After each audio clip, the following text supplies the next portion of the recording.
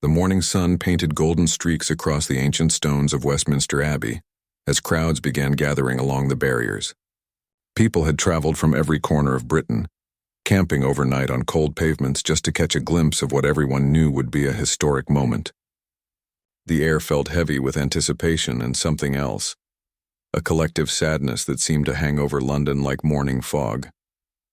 Catherine stood before the mirror in her private chambers, her hands trembling slightly as she adjusted the simple black dress she had chosen.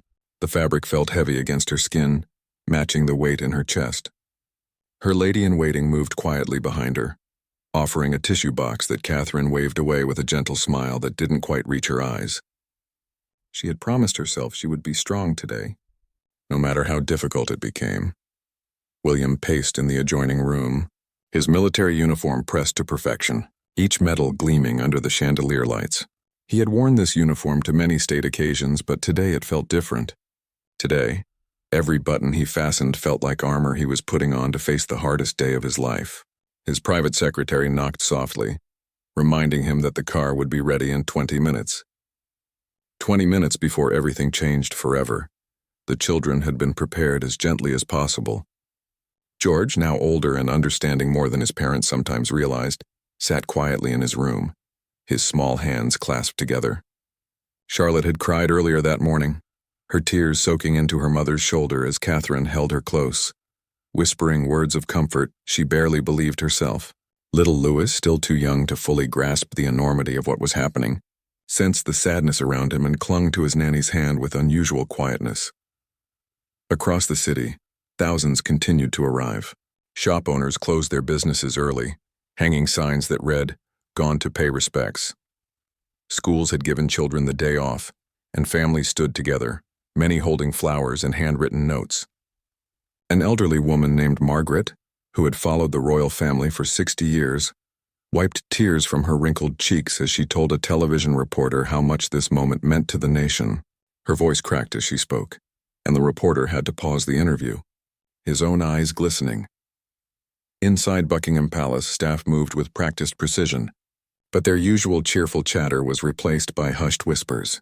The head butler, who had served the family for 30 years, found himself pausing in empty corridors overcome by memories. He remembered happier times, laughter echoing through these same halls, and had to steady himself against the wall before continuing his duties. Catherine descended the grand staircase, her posture perfect despite the turmoil she felt inside. William waited at the bottom, and when their eyes met, a silent conversation passed between them. He extended his hand and she took it, their fingers intertwining with a grip that spoke of shared strength and mutual support. Together they would face this day. Together they would say goodbye. The motorcade assembled outside, black vehicles gleaming in the sunlight. Security personnel took their positions, their faces professionally neutral, though several had served the family long enough to feel the personal weight of this moment. The head of security, a man who rarely showed emotion, found himself swallowing hard as he opened the car door for William and Catherine. As their car pulled away from the palace, the streets were lined with people as far as the eye could see. Silence fell over the crowds as the motorcade passed. Men removed their hats. Women clutched their children close. Flowers were held up in tribute, a sea of color against the gray London sky.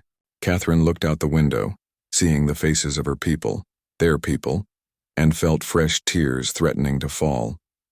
She blinked them back, remembering her promise to herself. William stared straight ahead, his jaw set in determination. He had been preparing for this role his entire life, knowing that moments like these came with the crown. But knowing something intellectually and feeling it in your bones were two entirely different things. His hand tightened around Catherine's and she squeezed back, a small gesture that meant everything. The route to Westminster Abbey seemed longer than usual, each mile stretching into eternity. Inside the car, they sat in silence, no words adequate for what they were feeling. Catherine's mind drifted to memories, birthday celebrations, quiet family dinners, moments of laughter and joy that now felt like treasures from another lifetime. She wondered how life would look tomorrow, next week, next year. How does one move forward, when moving forward means leaving someone behind? The Abbey came into view, its Gothic spires reaching toward the heavens. More crowds had gathered here, pressed against the barriers, all eyes fixed on the arriving vehicles. Television cameras from around the world were positioned at every angle, ready to broadcast this moment to billions of viewers. This wasn't just a national event, it was global, touching hearts across continents and cultures. Inside the Abbey, dignitaries had already taken their seats. Prime ministers, presidents, and royalty from other nations filled the pews. The Archbishop stood near the altar, his robes immaculate, his expression solemn. Musicians prepared their instruments, ready to fill the sacred space with hymns that would offer what small comfort music could provide. The car slowed to a stop. Through the tinted windows, Catherine could see the massive wooden doors of the Abbey standing open, like arms waiting to embrace them. Security officers moved into position. The driver cut the engine, and in that moment of silence before the door opened, William turned to Catherine. "Ready?" he asked, his voice barely above a whisper. She nodded, not trusting her voice to remain steady if she spoke. The door opened, and the sounds of the crowd rushed in, a mixture of respectful silence and muffled sobs. William stepped out first, then turned to offer his hand to Catherine. She took it and emerged into the daylight, and the cameras captured what millions would later describe as the most poignant image of the day. Two people, bound by love and duty, facing their hardest moment with grace. They walked toward the Abbey entrance, their steps measured and deliberate. Every eye was upon them, every heart in that crowd breaking alongside theirs. Catherine kept her chin up, her training as a royal evident in every movement, even as her heart shattered with each step that brought them closer to saying goodbye.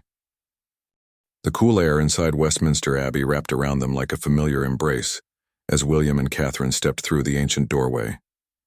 The temperature drop was immediate, but neither of them shivered from cold.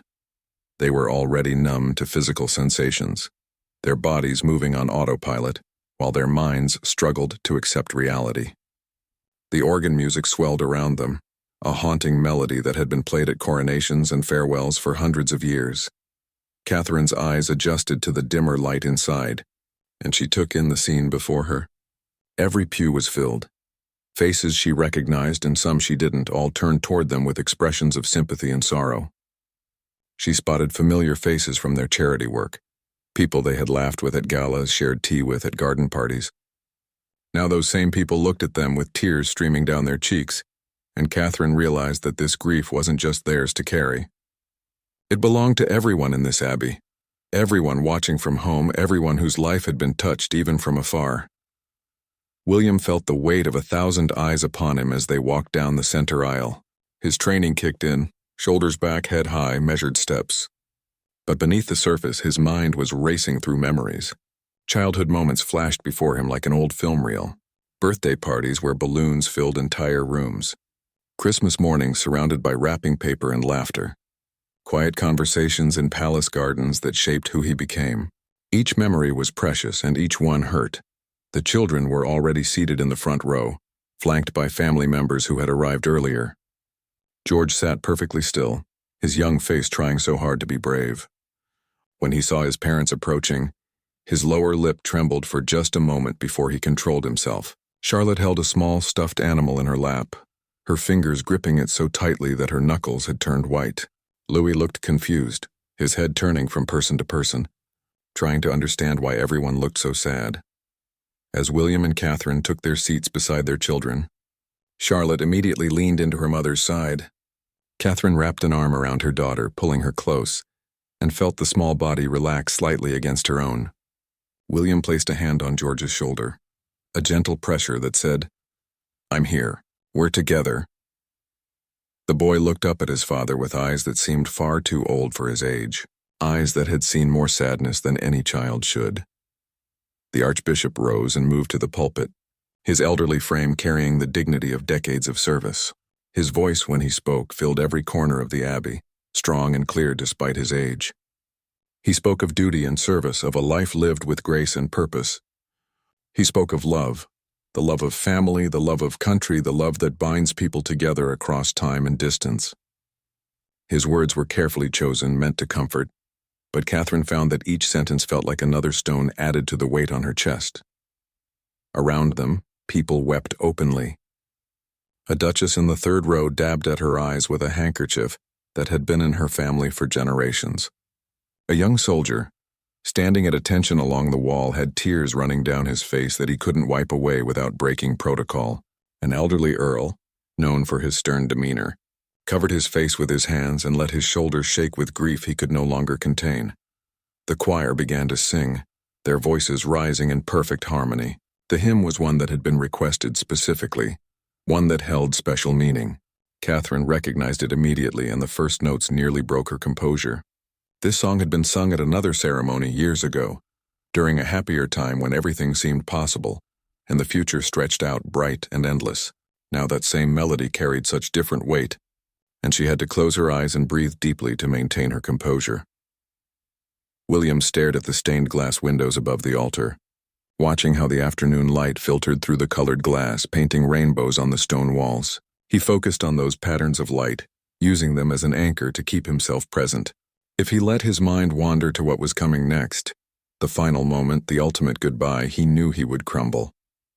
So he watched the light and listened to the choir and kept one hand on his son's shoulder, grounding himself in the present moment.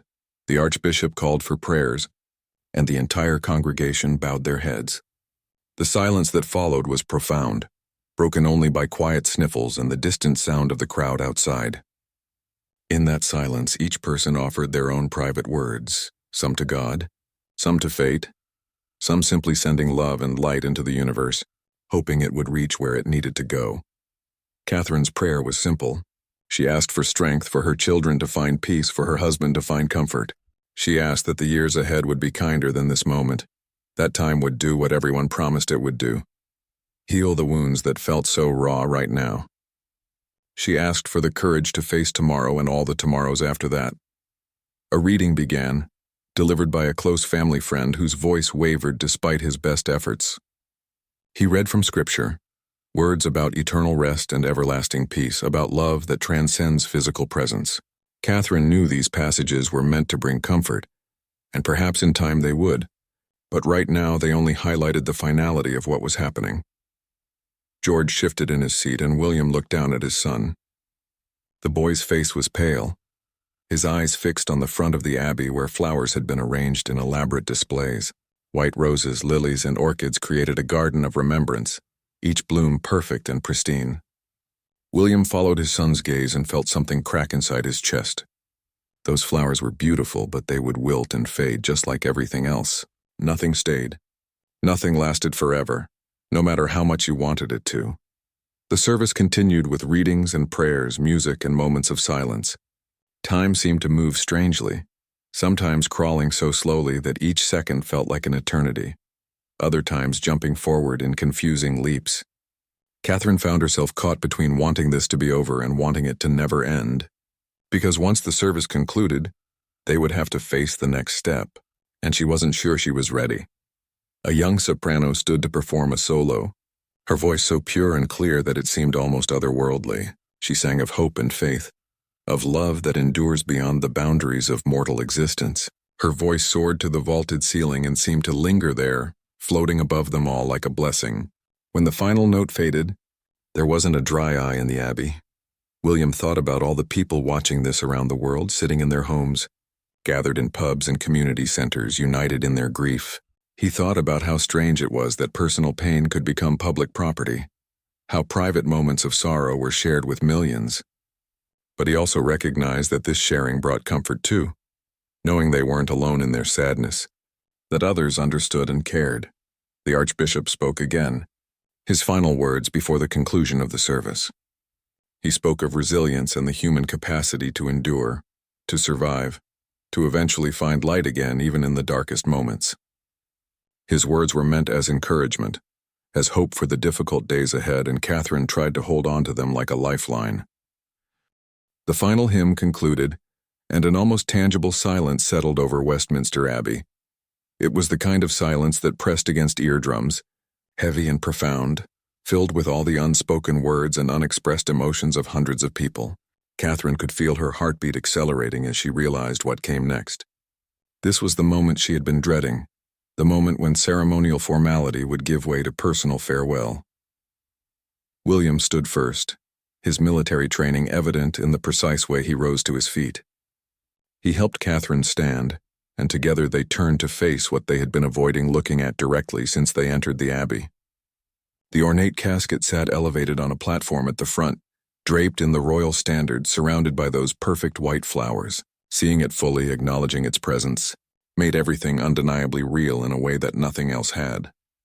They walked forward together, their steps synchronized from years of walking side by side at countless events. But this walk was different from all the others. This wasn't a wedding procession or a state dinner entrance. This was the walk toward goodbye, and each step felt impossibly heavy. Catherine's hand found William's, their fingers interlacing, holding on to each other because letting go was unthinkable. Behind them, George, Charlotte, and Louis were being helped to their feet by their grandmother. The children formed a small, solemn line, each face reflecting different stages of understanding and grief. George's jaw was set in determination, so much like his father's. Charlotte's eyes were red and swollen from earlier tears, fresh ones threatening to fall.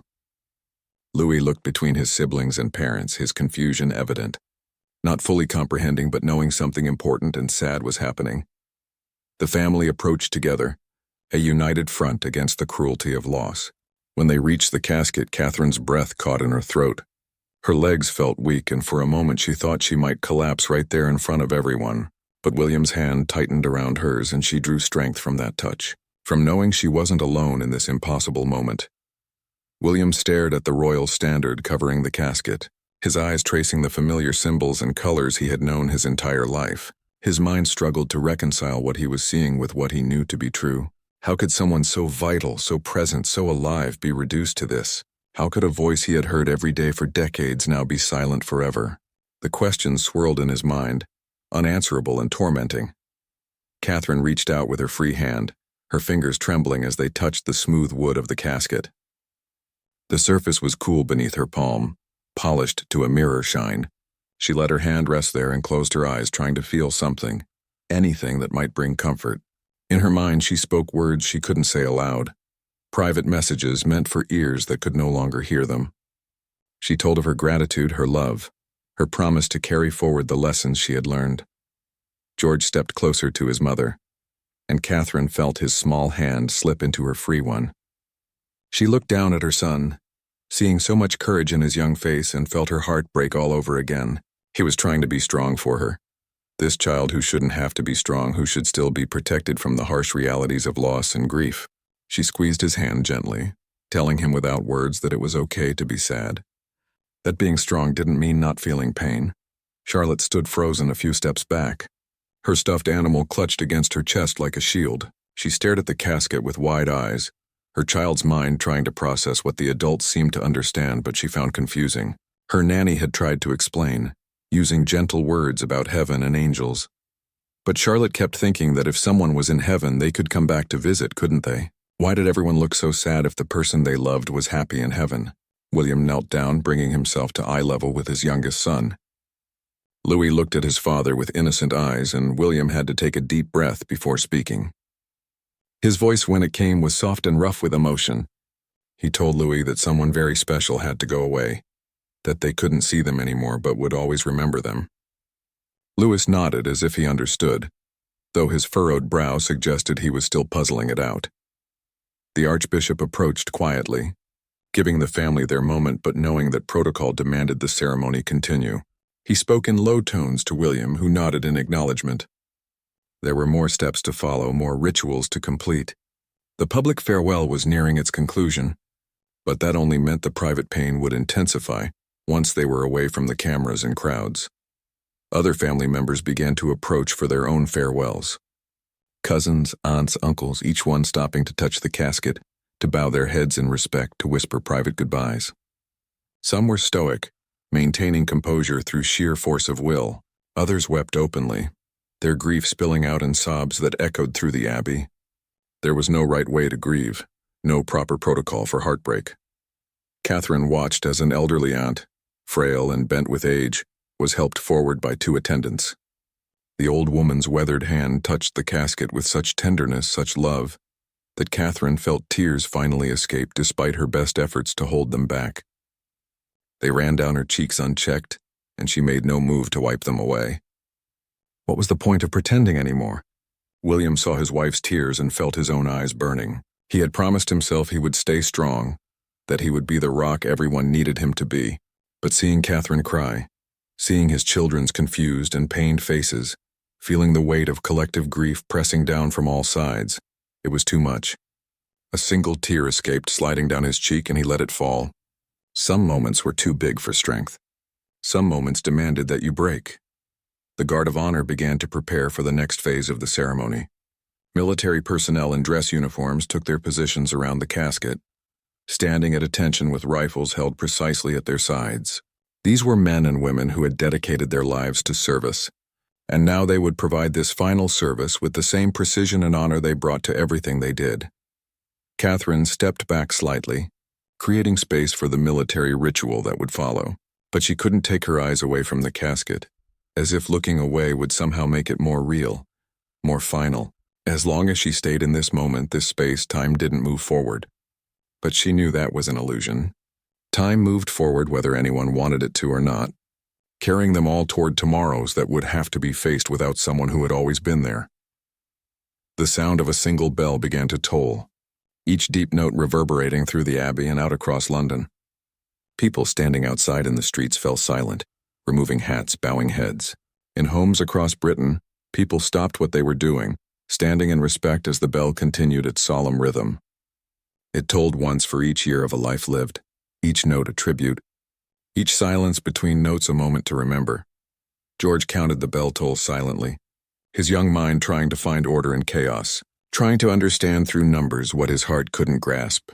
Charlotte finally began to cry, soft whimpers that grew into sobs, and Catherine pulled her daughter close, holding her tight, letting her release the grief that had been building all day. Louis watched his sister cry and began to cry too, not fully understanding why, but knowing that something very sad was happening. William gathered his family close, one arm around Catherine, the other reaching to include all three children in an embrace.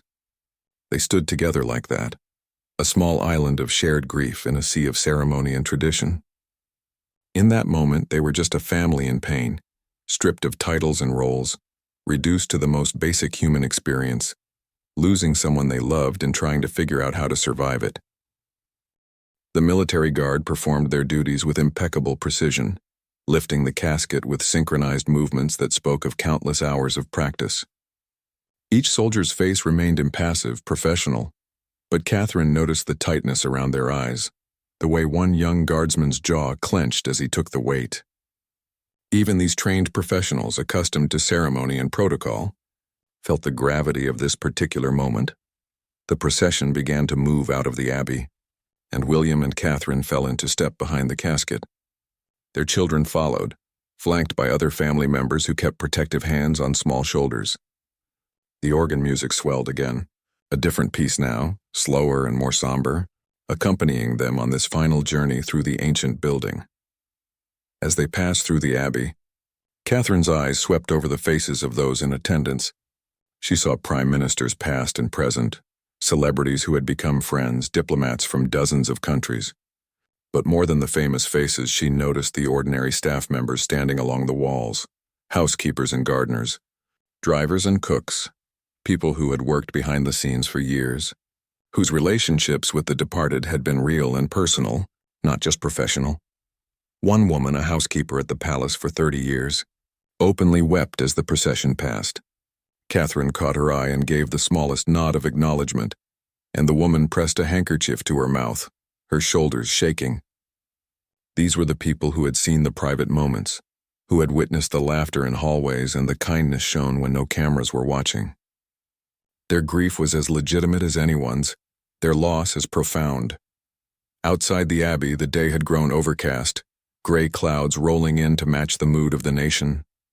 The crowds had swelled even larger, people packed shoulder to shoulder behind barriers that stretched for blocks. As the casket emerged, carried by the honor guard, a collective gasp rippled through the crowd, followed by a wave of sobs and cries that rose and fell like a living thing. The procession would travel through the streets of London, allowing the public to pay their respects one final time. The route had been published days in advance, and people had been arriving since dawn to secure their viewing spots. Now they stood in silence, many holding flowers and photographs, Cards and letters. They hoped somehow their feelings would be understood, that their grief would be acknowledged. William helped Catherine into the car that would follow behind the gun carriage now bearing the casket.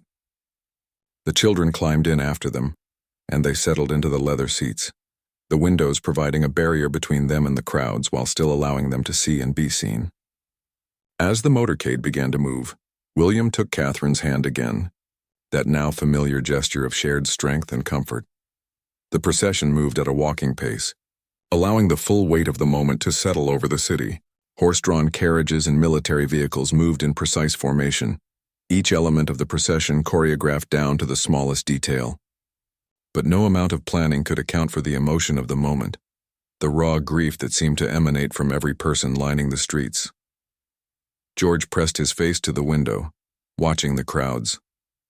He saw people of all ages, elderly men in military medals saluting as they passed, young mothers holding babies, teenagers with tears streaming down their faces. A girl about his age held up a sign that read, "Thank you for everything," and George felt something tighten in his chest. He didn't fully understand death yet, not really, but he understood that something important had ended, that the world had changed in a way that couldn't be changed back. Charlotte had finally stopped crying. Exhausted from the emotional toll of the day, she leaned against her mother, her stuffed animal still clutched tight, her eyes half closed. Catherine stroked her daughter's hair, finding a small measure of peace in this simple act of maternal comfort. If she could soothe her daughter's pain, even slightly, then she was still useful, still needed, still able to function despite feeling broken inside. The motorcade passed by Buckingham Palace, and many in the crowd turned to look at the building as they threw flowers toward the gates. The palace staff had lined the route from the building, standing at attention in their uniforms, their heads bowed. Catherine saw the head chef, a man who had cooked countless meals, wiping tears from his eyes with his white apron. She saw the royal standard flying at half-mast, a symbol recognized worldwide. Louis had fallen asleep despite the movement and noise, his small body finally succumbing to the exhaustion of emotions he couldn't fully process. William looked down at his youngest son and felt a fierce wave of protectiveness wash over him.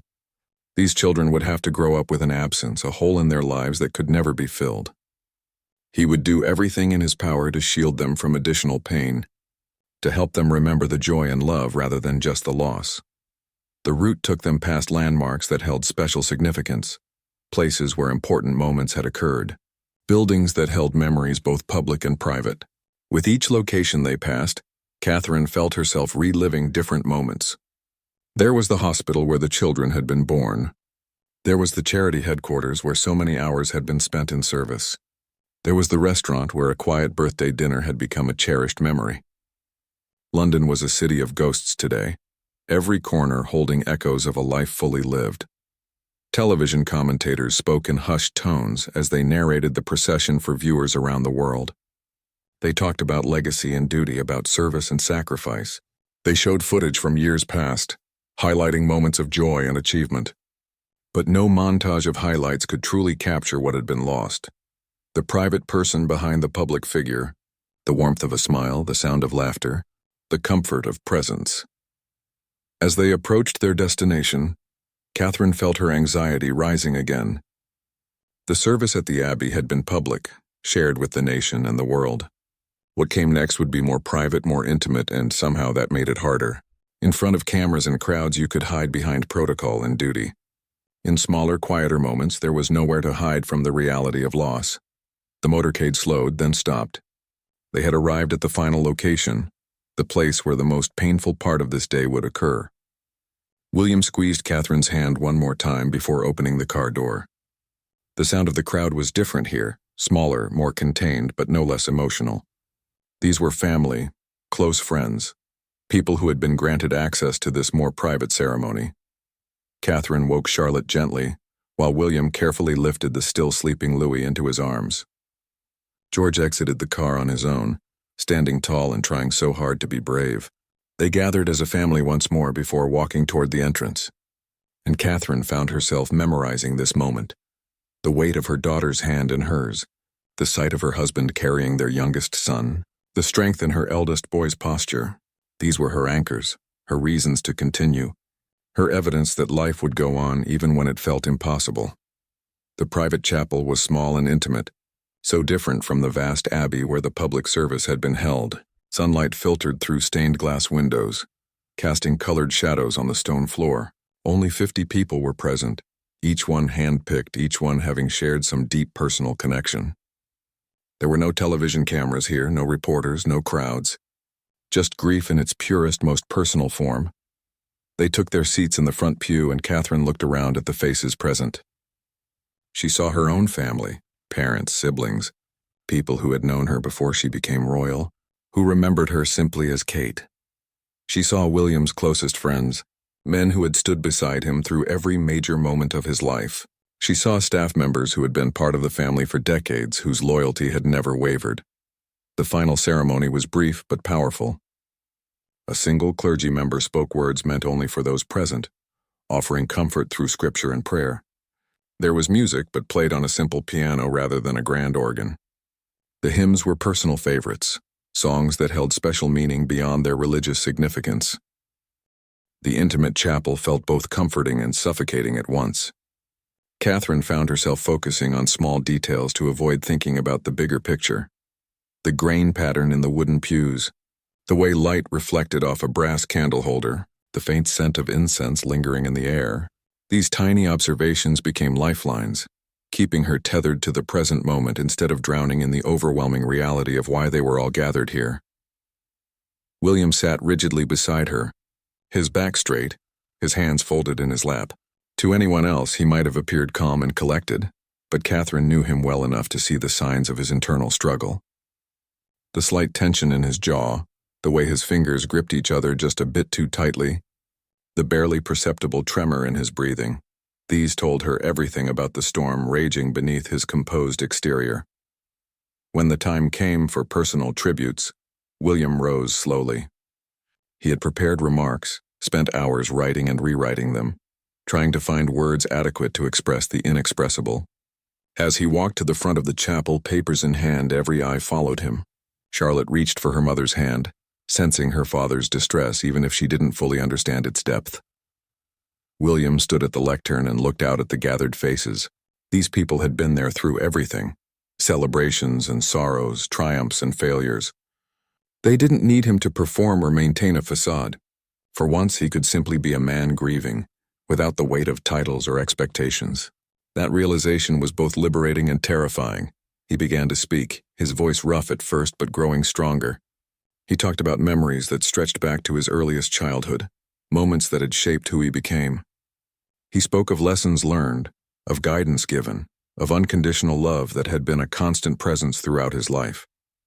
His words were simple, honest, occasionally broken by pauses when emotion threatened to overwhelm him completely.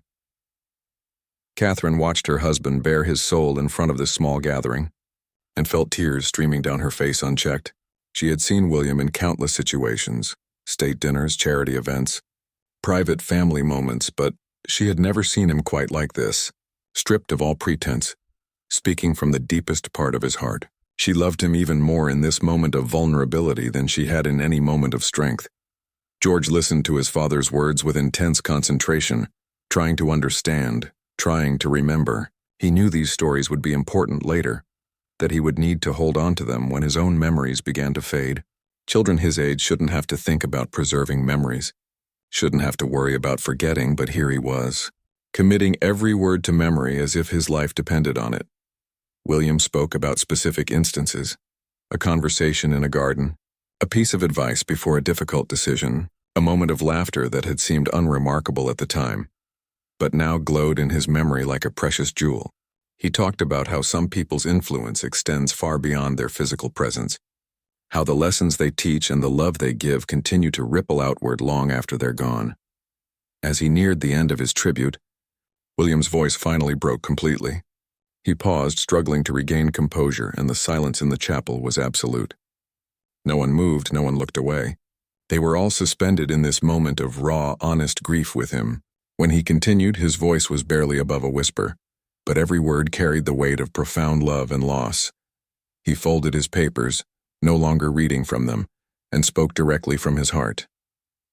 He made promises, to honor memory through action, to raise his children with the same values he had been taught, to carry forward a legacy of service and compassion.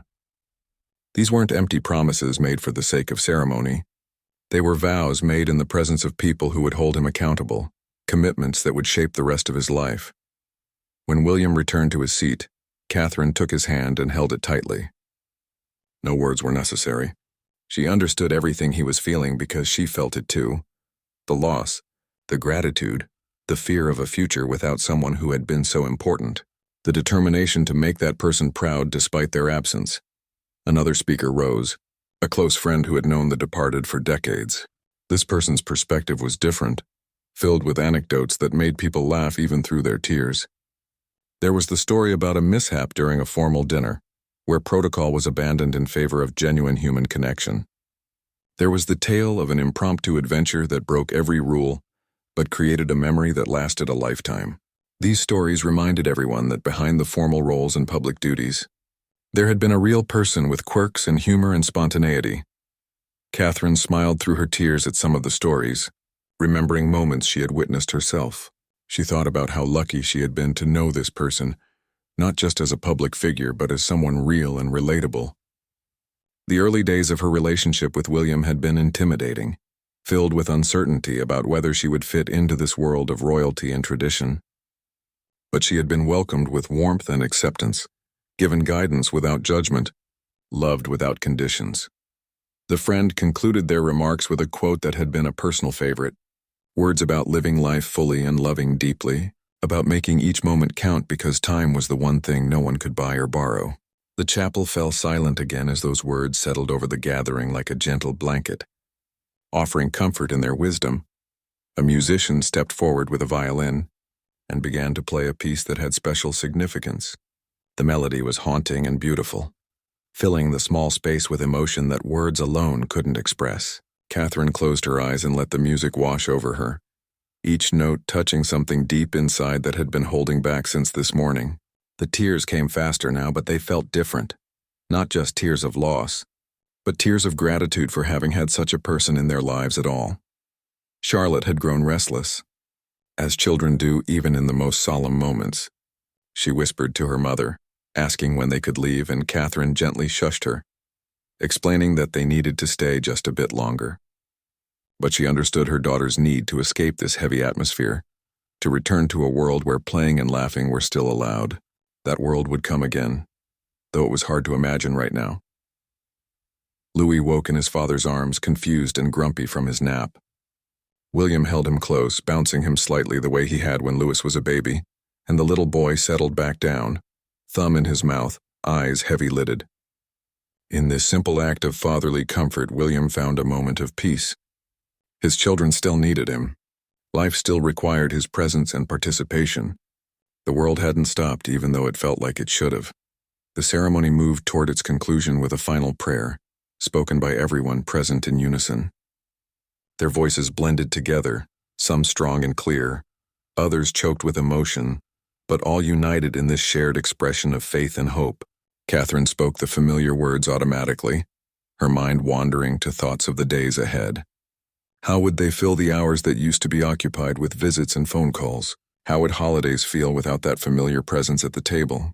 How would they explain the absence to the children in ways that gave comfort rather than confusion?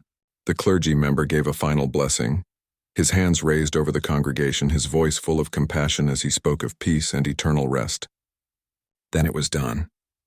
The formal ceremonies were over. All that remained was the most private moment of all, the final farewell that would be witnessed by no one, shared with no audience, broadcast on no television screen. The gathered guests filed out quietly, each person stopping to embrace William and Catherine, to offer whispered condolences and pledges of support.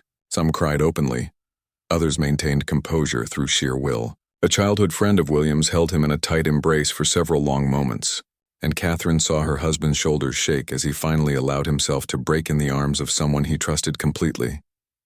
Soon, only the immediate family remained. William, Catherine, the children, and a handful of closest relatives. The chapel felt different now, emptier, the silence more profound. Charlotte and Louis were taken by a family member to wait outside, but George asked if he could stay. Catherine looked to William, who nodded after a moment's hesitation. Their son was young, but he had earned the right to say his own goodbye. They approached together, this family of four, standing before the casket one final time. The royal standard had been removed, replaced with a simple white cloth. Personal items had been placed nearby: photographs, flowers, small mementos that represented a lifetime of connection and love. Catherine picked up one of the photographs, studying the smiling faces captured in a moment of pure joy, and wondered how something so vibrant could be reduced to this stillness. William placed his hand on the casket again, and this time his touch lingered. He seemed to be gathering courage, preparing himself for what came next. When he finally spoke, his voice was so soft that only Catherine and George could hear. He spoke of love that transcended death, of gratitude for every moment shared, of the pain of saying goodbye, but also the blessing of having had someone worth missing so much. Catherine added her own words, her voice breaking repeatedly but pushing through. She spoke of promises kept and lessons learned, of laughter shared and tears comforted. She spoke of the legacy that would continue through her children, through the work they did, through the love they carried forward. She spoke until there were no more words, until everything that needed to be said had been said. George stood quietly, his young face serious, and when his parents had finished, he stepped forward. He didn't speak, couldn't find the words, but he placed a small drawing on the casket, something he had made that morning before they left. It showed stick figures holding hands under a bright sun, childish and simple but filled with meaning. It was his way of saying goodbye, and it broke both William's and Catherine's hearts all over again. They stood together for several more minutes, none of them wanting to be the first to turn away, to take that final step that would mean truly leaving. But eventually they had to. Eventually the moment came when staying no longer served any purpose, when the only thing left to do was walk forward into whatever came next. William turned first, his hand finding Catherine's, and together they walked toward the chapel door. Each step felt impossibly heavy, as if their feet were made of lead, as if the very act of moving away was a betrayal. George followed behind them, looking back over his shoulder one last time before the door closed behind them, sealing off that sacred space from the outside world. The afternoon had given way to early evening, and the light had changed from gray to a deeper, softer darkness. Charlotte and Louis waited with family members under a covered walkway, and when they saw their parents emerge, both children ran to them. Catherine knelt and gathered them into her arms, holding them with a desperate strength that surprised even her. These children were her future now, her reason to wake up tomorrow and face a world that felt fundamentally changed. The ride back to the palace was quiet. The crowds had mostly dispersed, returning to their homes to process their own grief in private. The streets of London looked strangely normal. Shops were reopening, people were walking about their business. Traffic lights changed from red to green as they always did. The world was moving on with indifferent efficiency, and there was something both comforting and disturbing about that normalcy. Catherine stared out the window, watching the city pass by, and wondered how everyone could just continue as if nothing had happened. Didn't they know? Didn't they understand that something fundamental had shifted, that nothing would ever be quite the same again? But of course they did know. That was why millions had lined the streets earlier, why messages of condolence had poured in from every corner of the globe. They knew and they grieved, but they also had to continue living because that's what people do. They survive. They endure. They move forward even when moving forward feels impossible. Inside the palace, staff members had been preparing for their return. Rooms had been readied. A simple meal had been laid out. Everything arranged to provide comfort without being intrusive.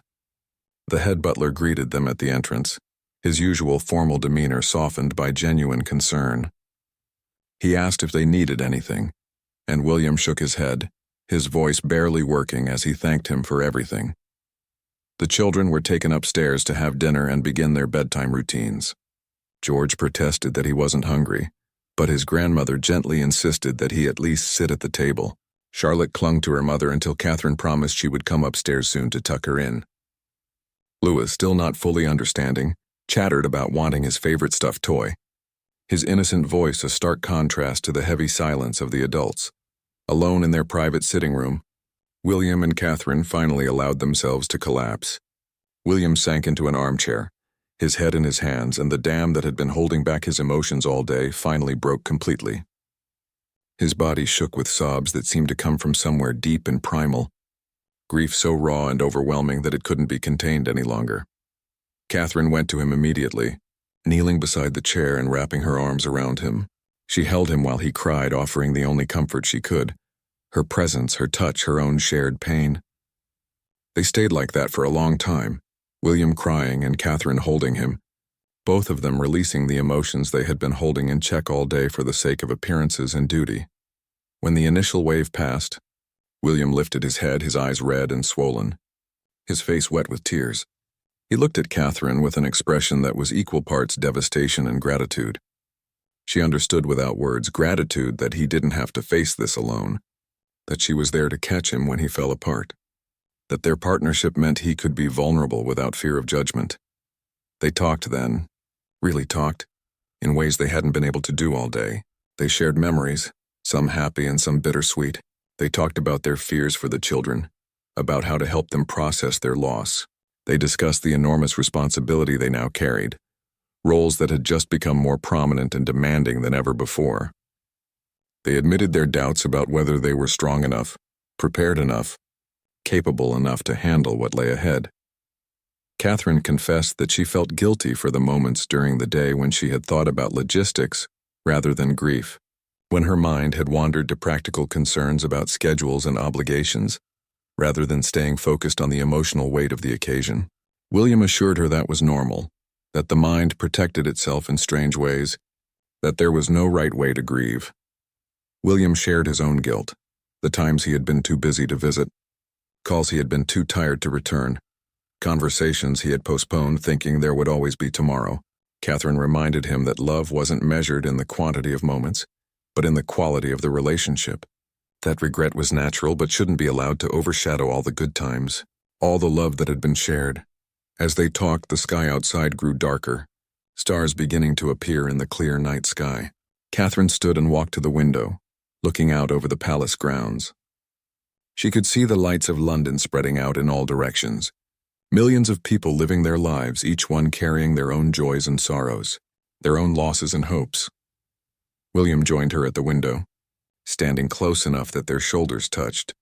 They stood in comfortable silence for a while, drawing strength from each other's presence. Finally, Catherine spoke about something that had been on her mind all day, how they would honor this loss, how they would ensure that the values and lessons they had received would continue to shape their work and their lives.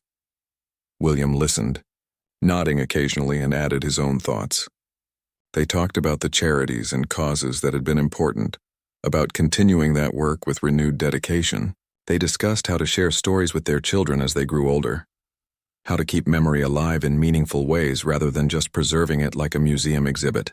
They wanted their children to know the real person, not just the public figure, to understand the warmth and humor and humanity behind the role. A soft knock at the door interrupted their conversation. It was the nanny, informing them that Charlotte was having trouble settling down and was asking for her mother. Catherine excused herself, grateful for the distraction of motherly duties, something concrete she could do to make a difference in at least one person's life tonight. She found Charlotte sitting up in bed, her stuffed animal clutched tight, her eyes wide in the dim light of her bedroom. Catherine sat on the edge of the bed and pulled her daughter close, asking what was wrong.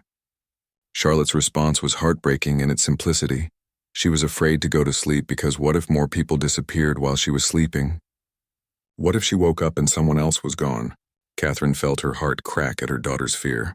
She had no easy answers, no promises she could make that would guarantee safety and permanence. Instead, she did what parents have done for generations. She held her child close. She spoke soothing words.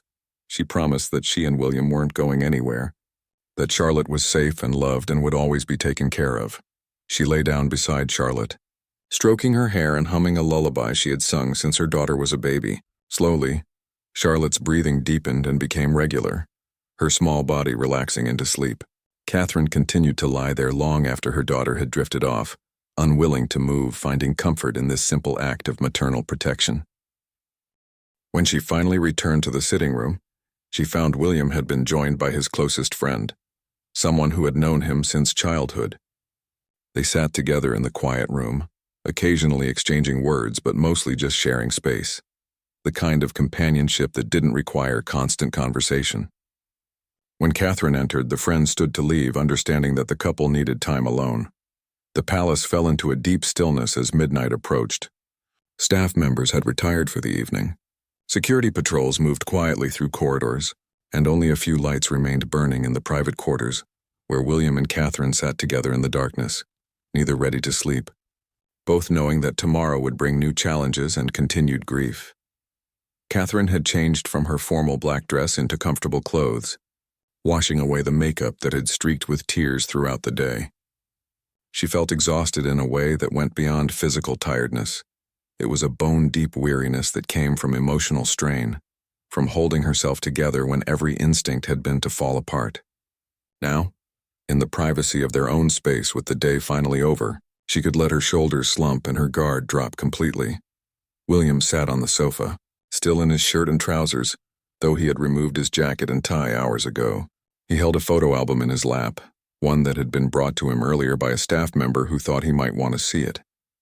The album contained pictures spanning decades, childhood photographs, family holidays, candid moments caught on camera when no one was posing or performing for the public eye. His fingers traced over the images, and occasionally a small smile would cross his face before sadness would wash over it again. Catherine joined him on the sofa, tucking her feet beneath her and leaning against his shoulder to look at the photographs. They went through the album slowly, William sharing stories about each picture, where it was taken, what had happened just before or after the camera clicked, little details that weren't visible in the frozen moment but were etched in his memory. Some stories made them laugh softly. Others brought fresh tears. All of them felt precious now in a way they hadn't before. There was a photograph from William's childhood, gap-toothed and grinning, being lifted high in the air by strong hands. Catherine could see the pure joy on the young William's face, the complete trust and abandon that comes with being a child who feels safe and loved. She thought about their own children, about George and Charlotte and Louis, and hoped they would have that same feeling of security despite the loss they had just experienced. Another photograph showed a family gathering. Multiple generations crowded around a dinner table, everyone caught mid-laugh at some joke that would never be remembered. Catherine studied the faces in that picture, thinking about how many of those people were still here and how many had passed on. Life was so fragile, so temporary, and yet in moments like the one captured in that photograph it felt eternal and unchanging. William closed the album eventually, unable to look at any more images tonight. He set it aside and pulled Catherine closer, needing her warmth, her presence, her living, breathing reality to ground him. They sat together in the semi-darkness, the only light coming from a lamp in the corner and the glow of the city outside their windows. Catherine broke the silence first, her voice quiet but steady. She talked about tomorrow, about the children needing routine and normalcy even in the midst of grief. She suggested taking them to the park if the weather held, letting them run and play and be children again. William agreed immediately, recognizing the wisdom in not letting mourning consume everything, in allowing joy to coexist with sadness. They discussed the coming weeks and months, the obligations they would need to fulfill, the public appearances that would be expected of them. There would be a period of official mourning, but eventually life would resume its normal patterns. Charity events would need attending, duties would need performing. The work they had committed to would continue because that's what service meant, showing up even when it was difficult, especially when it was difficult. But they also made promises to each other about protecting their family time, about ensuring the children had space to grieve privately, about not letting public duty override personal needs. They had learned hard lessons over the years about the importance of boundaries, and this loss reinforced those lessons. Their children's well-being had to come first, even when the world demanded their attention. William shared something he had been thinking about all day, his fear of forgetting. Not the big things, not the important moments, but the small details. The exact sound of laughter, the particular way a familiar voice said his name, the feeling of a hug, the specific scent of perfume or cologne. These sensory memories faded over time, he knew, and the thought of losing them terrified him more than he wanted to admit. Catherine understood completely. She talked about her own father, who had passed when she was younger and how some of her memories of him had softened and blurred over the years. But she also shared that the important things, the lessons he taught, the love he showed, the values he instilled, those never faded. Those remained sharp and clear and continued to influence her decisions every day. The essence of a person, she believed, didn't disappear just because their physical presence did. They talked about faith then, something neither of them discussed often, but both felt deeply. They wondered about heaven and eternity, about whether their loved one could somehow still see them, still watch over them. Neither claimed to have definitive answers, but both found comfort in the possibility, in the hope that death wasn't an ending, but a transition to something beyond their understanding. The conversation eventually wound down, exhaustion finally catching up with both of them. William stood and extended his hand to Catherine, helping her up from the sofa. They made their way to their bedroom, moving quietly past the children's rooms, peeking in to check on each sleeping child before continuing on. In their own room, they went through the familiar routines of preparing for bed, movements so practiced they required no thought. But tonight everything felt different. The mundane acts of brushing teeth and setting alarms carried new weight, each action a step toward the next day, toward the future that would unfold without someone who had always been part of it. Catherine climbed into bed first, pulling the covers up and waiting for William to join her. When he did, they immediately gravitated toward each other, seeking comfort and physical closeness. William wrapped his arms around Catherine and she rested her head on his chest, listening to the steady rhythm of his heartbeat. That sound, proof of life, evidence of continuation, became a lullaby that slowly eased her towards sleep. Before drifting off, William whispered into the darkness, speaking words meant for Catherine but also for himself, maybe even for the universe. He spoke about survival and resilience, about choosing to go on even when it felt impossible. He talked about their children needing them to be strong, about the responsibilities they still carried, about the future that still needed building despite the past they were mourning. Catherine squeezed his hand in response, too tired for words but wanting him to know she heard him, that she agreed, that they would face tomorrow together, just as they had faced today.